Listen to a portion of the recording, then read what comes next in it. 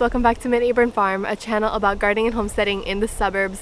Now, last month I think it was last month on this channel, I did our food forest tour for the very first time, showing you our space, our 7,000 square foot food forest, where the dimensions were, what the space looks like, what we had growing so far, how we got started, the steps we took, all of that stuff. If you want to check that video out, I will leave it in the description below. But this month and every month going forward, just like we do with our garden tours on this channel, I am going to be doing food forest tours. So this is our January food forest tour. We have definitely had some new growth, some things flowering surprisingly in January, and also a lot of other changes in the food forest this month. So let's jump right into it.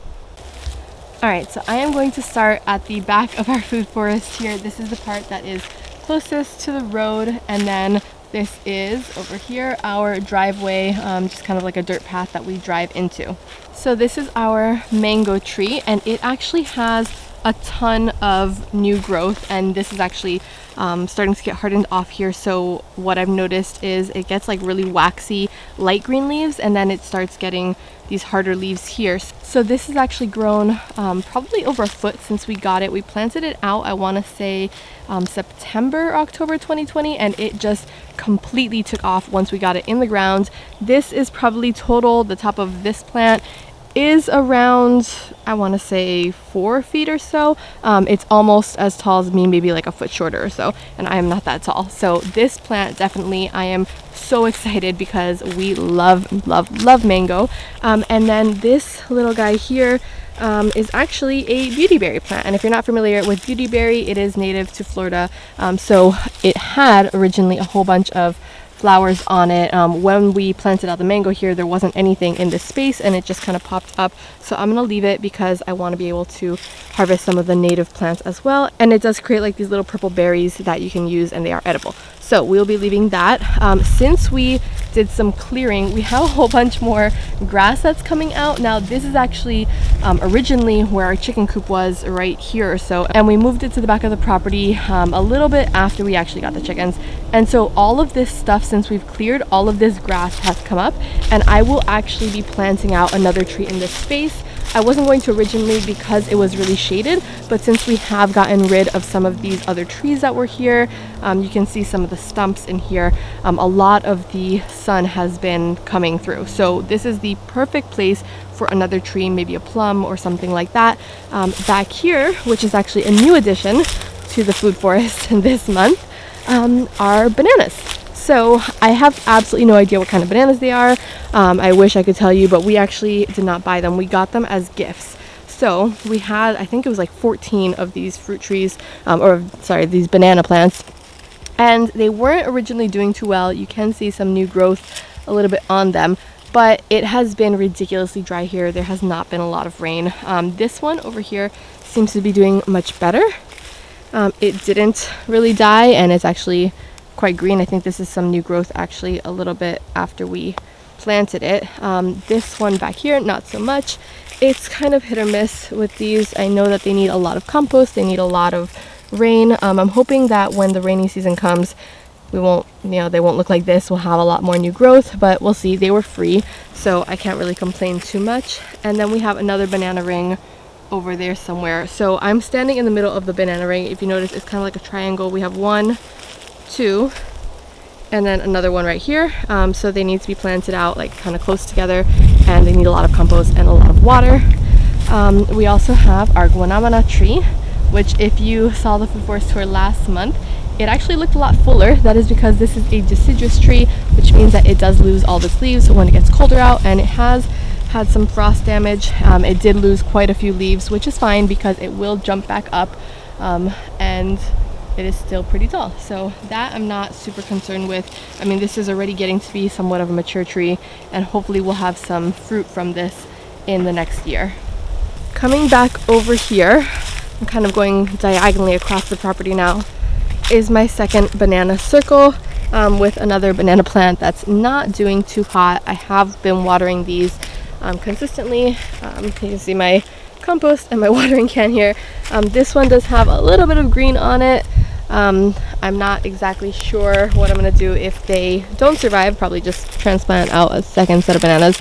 But you can see like these leaves have been just completely you know, drying out and rotting. So I mean, I guess that's a natural circle of life. Hopefully they do pop back up. You can see like they are kind of wet and there's compost around them, all 3 of them here as well. And I think this area of the forest is probably not as wet as the other area that is over back that way.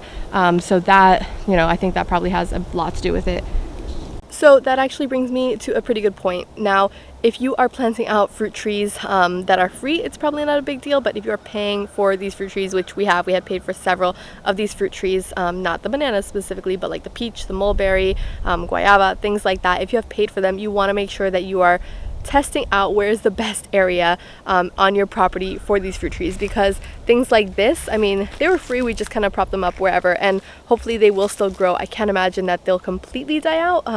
Generally around March or so we get like monsoon season here, not really monsoon, but tons and tons of water non-stop, so hopefully that will have a big impact on them surviving. But if you are planting out a food forest, you want to make sure that wherever it is that you're planning on putting these trees, whether it's they need full sun, they need shade, they need more water, whatever it is, make sure you're planting them in a good area of your property that hopefully they'll be able to survive. Now moving on from that, we have our mulberry tree, which is still a stick. It was kind of like this when we first got it as well. It does have some new growth down here, so that's promising. Now I'm not really sure why it's only at the base of the plant. I'm gonna kind of get some of these things out here. You can see like these are other things in the food forest that I don't need to get it completely away. I just want to make sure that it's not like standing right next to that, so that it's not like impeding and growing up the tree. I want to make sure that this has a fighting chance. But we do have a whole bunch of new growth right here. So this was not here before. I mean, this is super promising. It has been significantly warmer.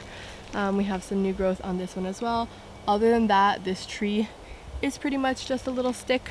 For right now, I've been propping it up with another stick, but that's pretty much the whole tree. This is a mulberry tree, a Pakistani mulberry tree, and so hopefully in the next year or so that will kind of explode and take off when the weather gets warmer and when it's a lot wetter here. So then diagonal from this, closer to our property line, is this tree, and I don't think you can see it unless I get closer, so we'll come over here. This is our Barbados cherry tree, which was in a pot the last time I did a food forest tour. And so because we left it in the pot while we were over on Christmas break vacation, it kind of started doing this curling thing. It wasn't really getting watered. We have since planted it and watered it in, I think it was like 2 days ago or so. So that's why the leaves are still not really recovering. I wasn't sure if I was actually going to plant out this tree, which is why I kind of let it do its thing and die a little bit, honestly. I was originally going to plant it in this area back here, which has tons of like brush and all of that, and we still have to clear that out, which is the reason why this was sitting in a pot for so long, because that was supposed to go in that space. But we figured might as well just, you know, plant it out. And it's not my favorite fruit, but it definitely, I mean, it has a lot of benefits. It's a lot of vitamin C, so we decided to plant it out. You can see it's still a little bit, you know, it hasn't really been covered with pine needles or anything yet, so hopefully in the next week or so the leaves will prop back up and, you know, look a lot more healthy. One thing though that is looking a bunch healthier, all right, and I'm really excited for this one specifically because I wasn't really sure this was gonna make it, is our little lemon tree. So this was in a pot for several years. It was not ours. It was gifted to us by Alan's parents. Alan is my fiance, if you're just joining this channel. The last time I did this food forest tour, this thing was significantly more yellow and brown and kind of looked like it was ready to give up on life.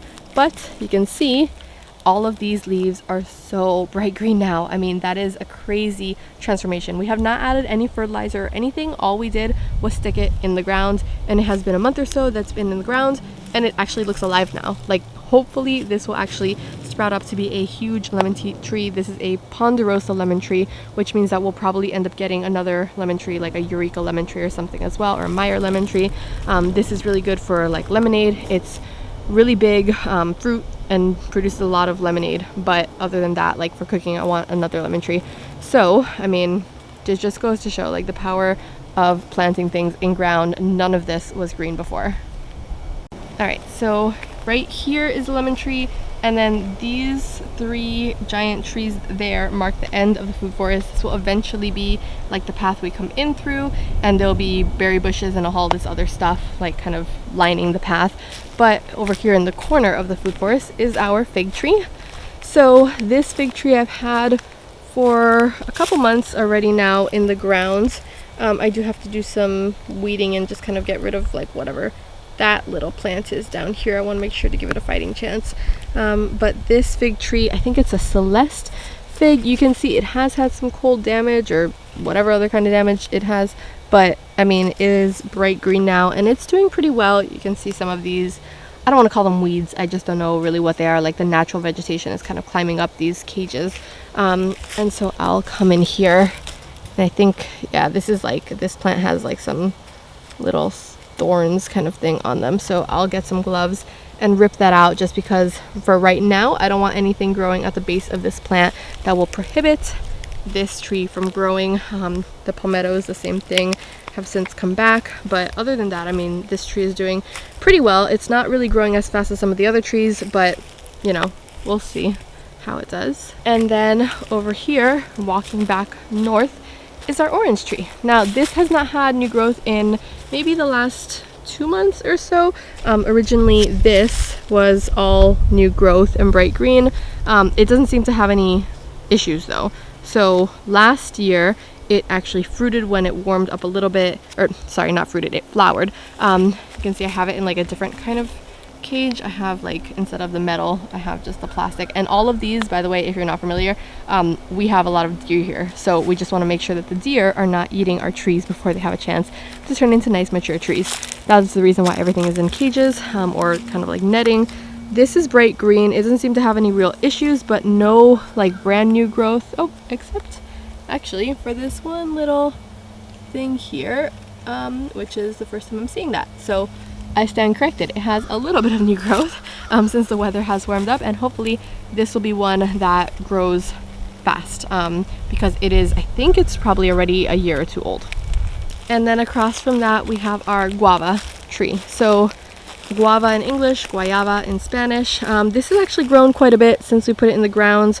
I'm not sure that it's supposed to be like bright green. So far I've only seen it like this light green color. Somebody, if you've ever grown guava, please let me know. I've only ever eaten guava, I've never grown guava, so I'm really excited for this. It's supposed to fruit in its first year, but it hasn't had tons of new growth. I think that this is going to be one of the first trees that when I get my worm castings kind of like all figured out and stuff, I think this will be one of the first trees that gets the fertilizer, because I think it's supposed to be growing a little bit faster than this. So definitely could use some fertilizer at this point. And this is definitely a tropical tree. It has been doing pretty well this winter. Nothing catastrophic happened to it, but hopefully it'll grow faster in the upcoming months.